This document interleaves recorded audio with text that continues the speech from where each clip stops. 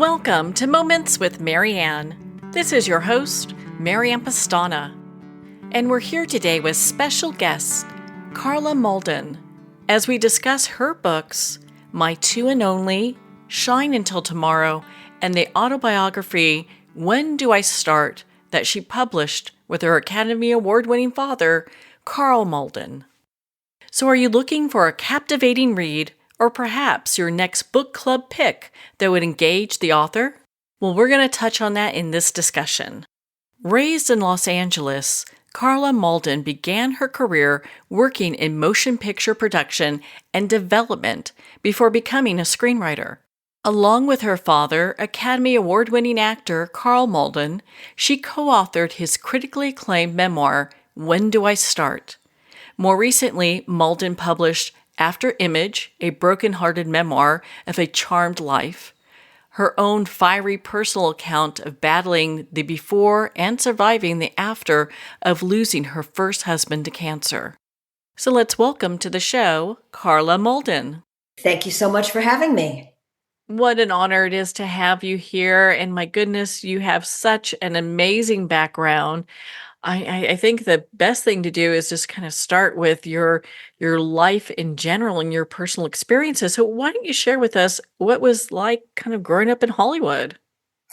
It's always an interesting question for me because I guess, yes, of course, technically I grew up in Hollywood, but I had in many ways an extremely un-Hollywood upbringing in that I always felt like my father was a working actor. That was his job. I spent virtually no time on sets. In those days, for actors, it was not particularly routine to bring your children on locations as people do now. So when my father was working out of town, he was away, like any father who had a job that took him away. And he would often be gone for long stretches, and then he would come back, particularly when I was little.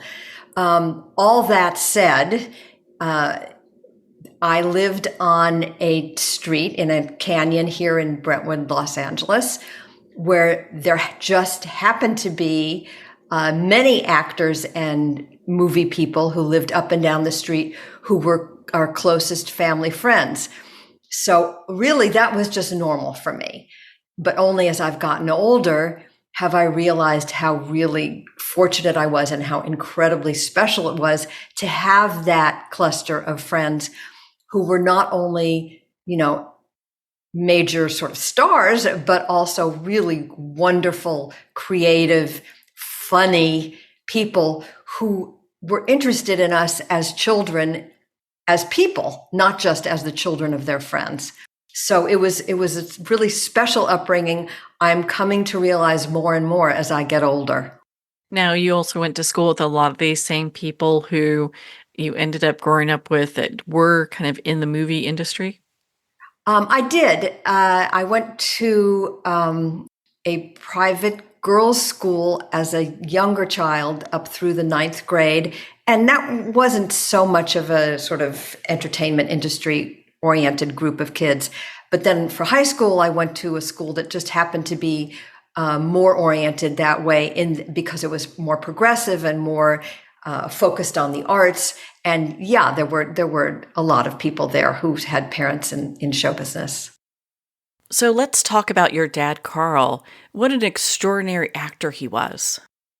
He was. And an equally gifted father. I'm, again, extremely lucky to have had the two parents I had, who, by the way, happened to have been married 70 years before my father died. And he was just very much his authentic self in any given situation. The little anecdote I like to tell about that is apropos of mentioning the girls' school that I went to, which was a little sort of more conservative than my family's leanings really were. And we had a French teacher who was very prim and proper. And I think I must have been in 2nd or 3rd grade. And I came out at the end of the day to be picked up by either my mother or father. And the French teacher said to me, "Carla, your gardener is here." And I looked at my gardener. My parents never sent the gardener for me. And I looked around, and it was, of course, my father in his gardening clothes. We had a hill that went behind our house, and he used to spend a lot of his free time when he wasn't working gardening on the hill. It was one of his favorite pastimes. And he was his normal, schlumpy, probably a little bit dirty from the hill self that day. So yes, he had no airs about him whatsoever. He was an extraordinary father, funny and caring and interested. And I was, as I said, extremely lucky. Well, I'm so sorry for your loss. Losing a parent is never easy, no matter the length of time that goes by. So I just want to acknowledge that. Thank you. You're absolutely right. I miss him every single day. I could imagine. I could imagine. How was it growing up with a dad that was an Oscar-winning actor? I mean, did you even realize that? And how was that in your family dynamics? Well, we had an Oscar in the house, so yes, I knew that, though it was not prominently displayed. He had a little office, quote unquote, above the garage, tiny little cubicle, sort of, and it was up there with, I might add, as the years went by, more and more and more awards and plaques, but it was not prominently displayed in the main part of the house at all. And I knew that he loved what he did and was passionate about his work and always gave 1,000% and was a huge believer in preparation. I guess that was one of the special things about being the child of an actor, was that as a kid, he used to ask me periodically to come upstairs to his little office and cue him for a part when he was learning a part. Because as I said, he was very keen on preparation. He did not like to do a cold read. He did not like to particularly improvise. He liked to really break down and learn a part. So I would often cue him on his dialogue, which was great fun. But yes, I was aware that he was in some ways had a sort of special and unique job, but it was also a passion for him. He was really a lover of his work. So, how did your father's career impact your own creative pursuits? Well, I think that he imbued in me the idea that it's important and wonderful, if you can, to find work that you love and to be passionate about it and to absolutely always do your best. And I like to think that I bring that to my work. I worked for many years as a screenwriter. And now, as I think you know, I've switched to prose and writing books. I've done both fiction and nonfiction. And oddly enough, I really find, even though I toiled in the fields of screenwriting for so many years, that I far prefer writing prose. I love the fact that the words that I'm putting down are the words that people are going to actually read, that it's not just a blueprint for something else, which it would be the movie. He instilled in me the importance of taking your work seriously and at the same time enjoying it. I would say that that's how he most affected me. What great lessons to learn at such a younger age and to take that with you through life. I agree. Absolutely. Again, very fortunate. And I have to say, I'm very aware of how fortunate I was. So, how have you integrated your Hollywood upbringing into your storytelling with your writing? I don't know that I really have focused on that particularly, though I'd say in a more obtuse way, movie references tend to creep into my work because that's my frame of reference in life. Just also because I studied film in college, as well as, having a show business sort of background. In one of my books, Search Heartache, I did make a prominent character an agent. I actually worked at the William Morris Agency when I was in college. So I did have that background, and that kind of crept in as a secondary character. But I don't know that I really have focused on Hollywood, except for, of course, I had the great joy and privilege of writing my father's autobiography with him, which was obviously his life story that focused mainly on both his background in the theater and in movies. I'm so impressed how you have these themes within your books about how women overcome pain and loss. Why are these themes so important?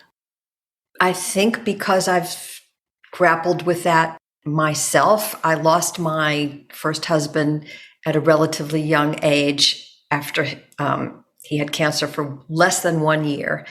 And that's really what brought me to writing prose, the sort of switch of course from screenplays to prose. He and I were screenwriting partners. And then when he died, I just really didn't have the impetus to go back to screenwriting. And I had been keeping a journal the year he was sick. It started out mostly, I should say, just to kind of keep track of all the medical minutia that I felt I really needed to know as we were making this horrible journey. And then when he died, I started just writing up the story of that year. And then I kept going and I wrote about my first year without him. So it was a book really about 2 years, the last year of his life and my first year without him and the transition between the two. And that became my memoir entitled After Image. And so that just sort of was a really organic transition into writing books from screenplays.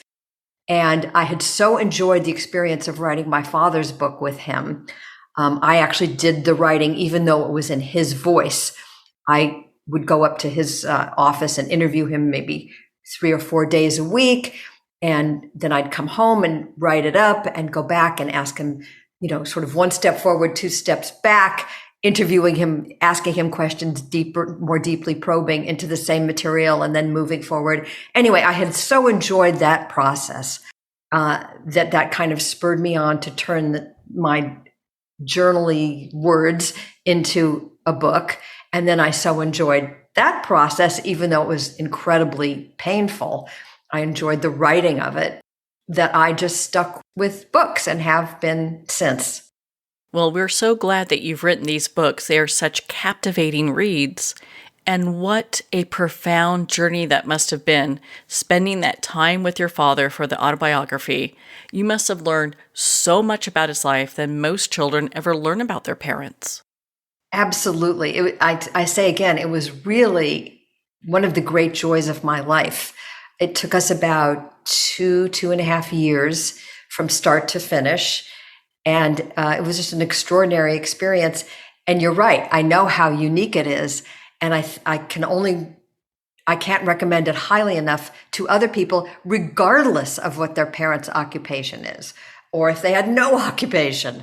Stay-at-home moms, equally interesting. Everybody has a life story to tell. And in fact, my father's been gone now 15 years, but almost every day something happens, or I see a movie that I would love to discuss with him, where I think, oh, I should have asked him about that. And we spent 2.5 years going in great depth, and that still happens to me. So I really recommend that people do that with their parents.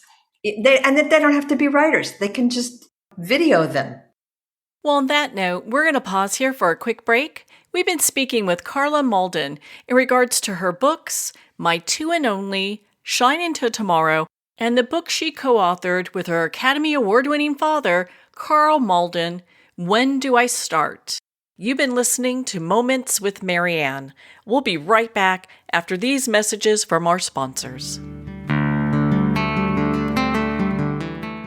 There comes a moment when you realize you're somewhere special, when you discover that each beautiful creature that you see has been rescued from a life of absolute horror and brought to this incredibly free place. Here's where their lives were forever changed and where yours will as well. Discover over 500 tigers, bears, and lions at the brand new visitor center at the Wild Animal Sanctuary just outside Denver. For more information, visit wildanimalsanctuary.org. Discover true freedom at the Wild Animal Sanctuary. It's one thing to become attached to your perfect home, but what do you do when that home becomes attached to you? A family in dire need of a fresh start, a mysterious house tied to the past. Buried deep within the foundation of the old Far Hill Manor lies a centuries-old secret. Dark forces or something stronger just waiting to be discovered. Caretaker, a supernatural thriller by breakout authors R.J. Halpert. Internationally recognized and award-winning author Judy Goodman works and teaches outside the box of limited thinking. Working with people from every walk of life, her goal is to empower you to be the best you can be, no matter what the challenge is. Born with the gift of seeing beyond our normal vision, she has an extraordinary gift of working with every challenge. Teaching beyond conventional wisdom, her work is described as life-changing. Visit judygoodman.com. That's judygoodman.com.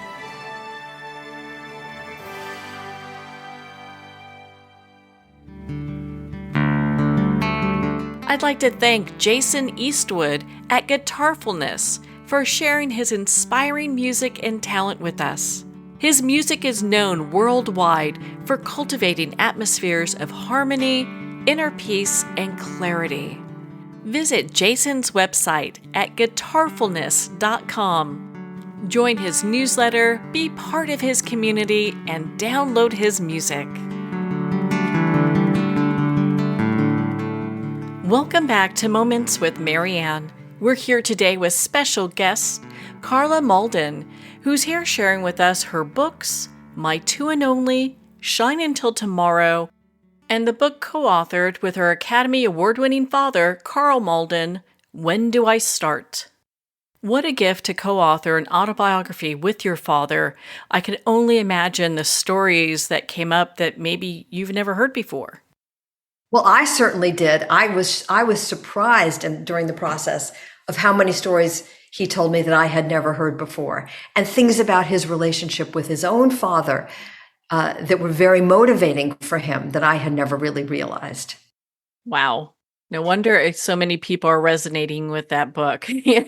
So why the title, When Do I Start? That came from him. It refers to the fact that he just loved to work.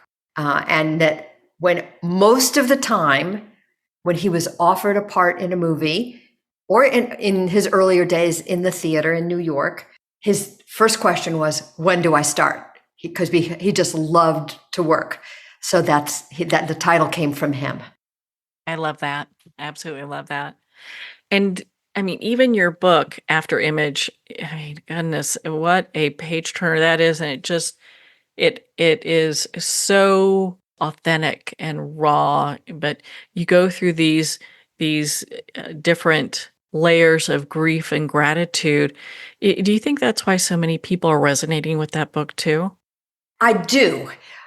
It has been a surprise to me, obviously a delightful surprise, how many people have resonated with it and the various letters I've gotten, including, I might add, just to briefly digress, I've received a letter from a very prominent physician at the City of Hope who talked about it from having read it from a doctor's perspective, which I found fascinating.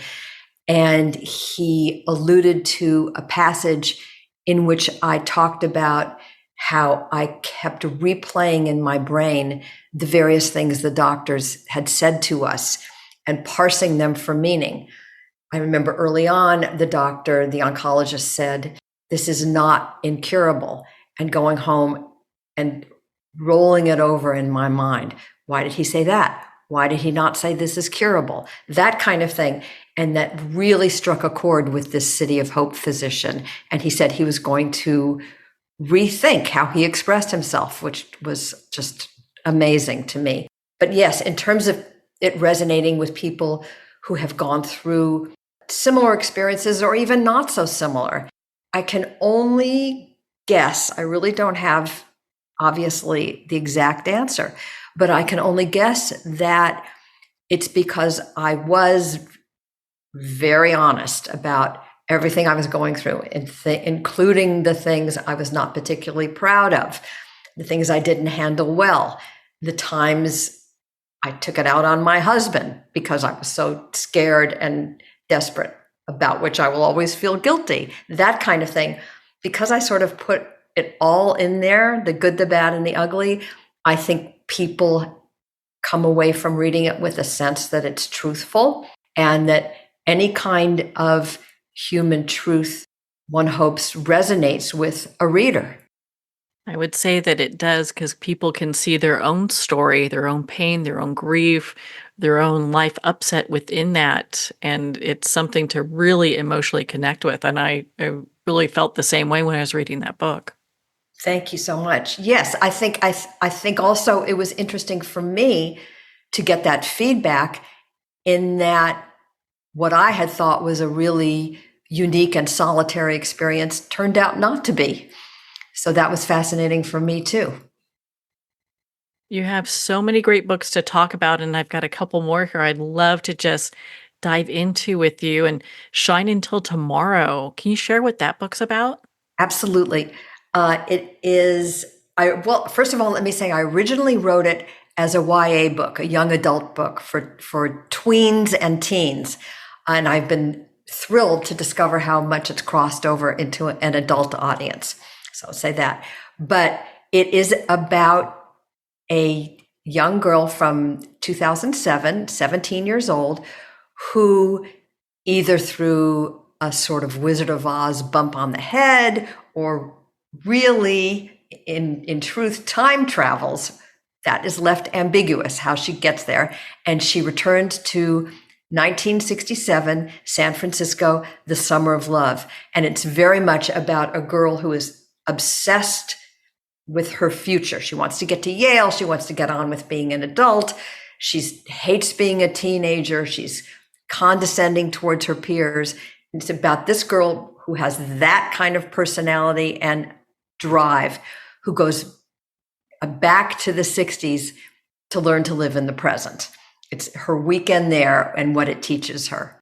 No wonder people are picking that book up. That sounds so exciting. It is. It was really fun to write. The 60s kind of an interesting and fascinating time to me, and I love the music, and it was really fun to explore. And I got to do it through the eyes of a young girl who would really normally think of the 60s as anathema to her. So it was great fun. What a creative mind you have to be able to pull all of that together in such a compelling read. And it brings me to my next book of yours, My Two and Only. I'd love for you to share about that book with us. Yes.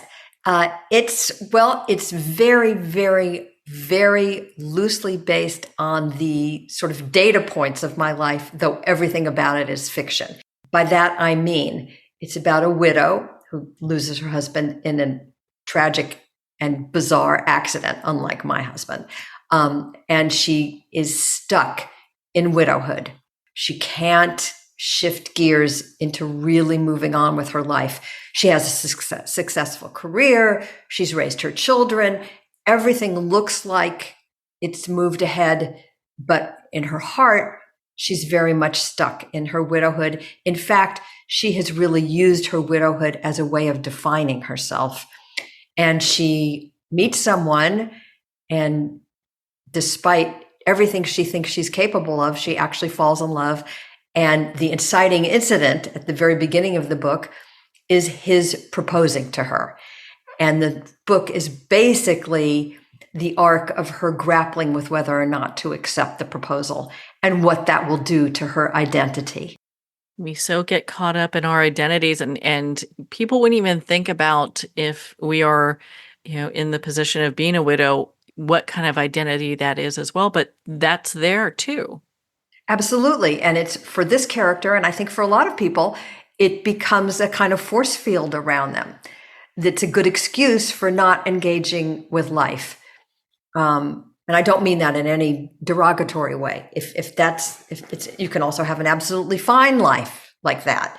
But this is the story of a woman who can't decide what to do with herself, basically, and how to define herself. It's also very much about the stories we tell ourselves, because dropped into the story are various versions of her memory of the day her first husband died. And they evolve and they change, and you realize how her guilt about that day has infused the memory. And so the memory, as I said, is a little different each time. And I really wanted for the reader to not be 100% sure which memory is the factual one, because memory doesn't operate that way, in my opinion. We never really know which memory was the truth. Are we remembering something because we've heard the story so many times, or do we actually remember the incident? So I wanted to explore that theme as well. Well, it takes someone with a very brilliant mind to be able to write that way. No wonder with the background that you have and the creativity that you have, that you're able to do that, because my goodness, most people, it's a book when you pick up, you do not want to put down. I mean, most people are kind of going, okay, which direction is this going? Well, thank you so much. I'm very thrilled to hear that. I have to say, I think I work hard and really give my all on every book I've written. I worked the hardest on that one because there were a lot of moving parts and the chronology was tricky. And I worked really hard on it. I'm very proud of it. Well, I can tell you, you bring in your work as screenwriter to be able to accomplish this, because for most people, that is not something that they can do and still keep the audience informed and involved in the story like you do. Well, thank you so much. And yes, I think I'm grateful for my background as a screenwriter, in that I do approach a lot of working on my books in terms of scenes. And I try to bring a visual sense to it, as well as really enjoying the words, which is where my heart really lies. But yeah, it's helpful to have that screenwriting background and think about, can I describe this in a visual way instead of having, for example, to put it in dialogue, which actually you asked earlier about things I learned from my father. And I mentioned cueing him for parts in movies. And that was something that he taught me. He often would say, like I'd say, oh, your line is such and such. And he would say, scratch that line. I can act that. In other words, it's the dialogue is redundant to what I can show as an actor. And I think that's part of what made him so great as an actor. And I try to bring that to my writing. I don't have to repeat it in both dialogue and description. Hone it down, say it once as well as you can. So that is something I learned from him that's quite specific. Wow, that is a special gift that is only honed by working with somebody as talented as your father and having that interaction. What are some of the common threads within your books that readers will pick up? There are some common threads and themes, one of which is all we really have is this moment in time. The way to honor the past is to fold that into the present as elegantly as possible. And I believe that. I think that another theme just has to do with allowing yourself to overcome the fear of vulnerability and of opening up your heart. That's certainly true in the book we were just talking about, My Two and Only. That's a major theme. A beautiful way for her to honor the marriage that she lost when her husband died is to continue to love. So I think that's a theme that I like to explore. I guess the bottom line is all my lead characters in my books have to learn to get out of their own way, which is something I grapple with every single day. And I think most people do, actually, that just, get out of your own head, get out of your own way, and, open your heart. I love how your books really help people with these lessons, these life lessons, as they're reading it. It gives such a great example of how we can do things differently. I hope so, or at least something to think about. Or examine how they would approach that. I like to think that my books, particularly Search Heartache and My Two and Only, are really good book club books. And I have gotten that feedback that book clubs enjoy discussing them. In fact, I was a guest at a book club where it was great fun, because there are a lot of situations, like I was talking about My Two and Only, the precipitating incident being this proposal of marriage, that are great fodder for discussion. Well, I think she's reacting to that in an absolutely crazy, neurotic way. Or someone else would say, that's exactly how I would react. And this is what I would do. And this is what I would do. So I think they do well with book clubs because, as you say, there's a lot of food for thought there, and people can compare their reactions to different incidents. What a gift that is to be available for book clubs to join in the book club discussion. I mean, I think that's just fabulous. I love to do that. In fact, let me say here and now, I'm always happy to do it virtually even. So I'm available for that. It's great fun. Oh my goodness. Well, Carla, where can people connect with you and learn about your books and the events you have and be part of your community? Well, I'm carlamalden.com, Carla with a C, unlike my father, who is with Karl with a K. So carlamalden.com. I'm pretty easy to get in touch with. And as I said, I'm always available for virtual book clubs or anything else. Anybody wants to talk to me, I'm around. Well, Carla, thank you so much for taking the time to be on the show with us here today. My absolute pleasure. Thank you so much for having me. Well, thank you, Carla. It's been such an honor to spend this time with you and to talk about your books and your life in Hollywood. Make sure to visit Carla's website at carlamalden.com for more information on all the books she offers, and of course, the book she wrote with her Academy Award-winning father, Karl Malden. And she's looking forward to those book club requests. Well, we're at the end of our time today. I'd like to thank everyone for tuning in. You've been listening to Moments with Mary Ann, where we make every moment count.